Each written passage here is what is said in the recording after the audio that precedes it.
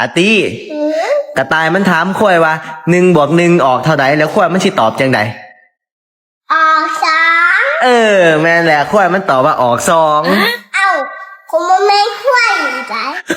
จากนั้นลูกชายก็บ่เว้ากับพ่ออีกเลยปกติพิงเป็นคนที่มากินจุกินจิแห้งแต่บ่อยากอ้วนขึ้นเขาบอกว่าถ้ากินซาน่าเอเอที่เป็นแอปเปิลไซเดอร์ตัวนี้จะช่วยคุมหิวบ่เฮ็ดให้เฮาอยากเขาไอ้เฮาก็บ่เชื่อต้องได้ลองเองแต่เฮ้ยพอกินไป1แคปซูลรู้สึกได้เลยบ่อยากเขาบ่อยากหยังแล้วน้ำหนักมันจะค่อยๆลงเองแต่บอกกันเด้อว่าสูตรนี้แห้งคนที่ดื้อยาน้ำหนักลงยากต้องลองเลย